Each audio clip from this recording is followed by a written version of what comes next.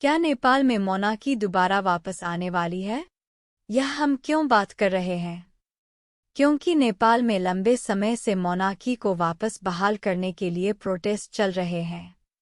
अगर हम नेपाल में मोनार्की का इतिहास के बारे में बात करें, तो नेपाल में लगभग 240 साल तक नेपाल एक किंगडम था। नेपाल देश की स्थापना नेपाल के प्रथम राजा महाराज पृथ्वी नारायण शाह ने सन 1768 में की थी। उन्होंने कई छोटे छोटे राज्यों को मिलाकर एक एकीकृत नेपाल बनाया था। उनके बाद नेपाल में लगभग 70 साल तक शाहवंश की पूर्ण शासन था। उसके बाद कोट पर्व के नाम से एक सैन्य कूप के जरिए जंग बहादुर राणा के कमांड में, जिसके चलते नेपाल 104 वर्ष तक शाहवंश का पूर्ण शासन खत्म हो जाता है और राजा केवल समारोही राजा बन जाते हैं और पूरी शक्ति राणा पीएम के पास चली जाती है।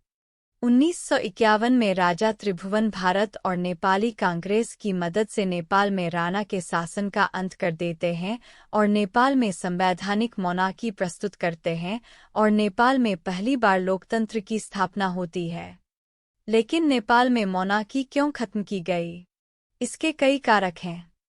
पहला, नेपाल में लगभग एक दशक तक मोस्ट सिविल युद्ध चला जिसमें हजारों लोग मारे गए।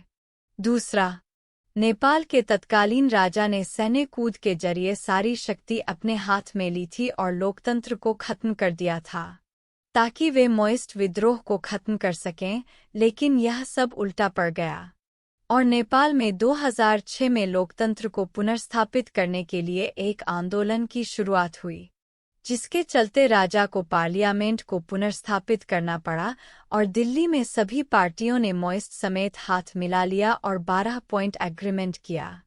2008 में पार्लियामेंट ने नेपाल में बिना रेफरेंडम किए गैरकानूनी तरीके से राजतंत्र को खत्म कर दिया, जिसको पुनर्स्थापित करने के लिए आंदोलन चल रहा है। नेपाल में जब से लोकतंत्र आया है, तब से नेपाल की कोई भी सरकार 5 साल पूरा नहीं कर पाई है, जिसके कारण नेपाल में काफी राजनीतिक अस्थिरता है, जिसके कारण लोगों में निराशा है। नेपाल 2008 तक एकमात्र हिंदू राष्ट्र था जो कि राजतंत्र हटने के बाद सेक्युलर हो गया, जिसके कारण नेपाल में बहुत तेजी से धर्मांतरण हो रहा है और नेपाल की स्थिति भी कमजोर हो गई है दुनिया में। नेपाल में अगर राजतंत्र वापस होता है तो नेपाल में इसके कई फायदे होंगे, जैसे कि पहले, नेपाल में राजनीतिक स्थिरता आएगी जिसके कारण अर्थव्यवस्था और कल्याण पर सरकार ध्यान दे सकेगी। दूसरा, नेपाल फिर से हिंदू राष्ट्र बन जाएगा जिसके कारण नेपाल में धर्मांतरण रुक जाएगा। तीसरा, विदेशी हस्तक्षेप में रोक लग जाएगी। लेकिन नेपाल में राजतंत्र को पुनः स्थापित करना इतना आसान नहीं है।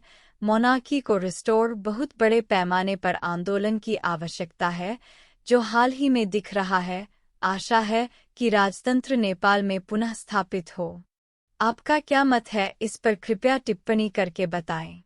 हमारे YouTube चैनल को सब्सक्राइब करें और बेल आइकन को दबाना न भूलें।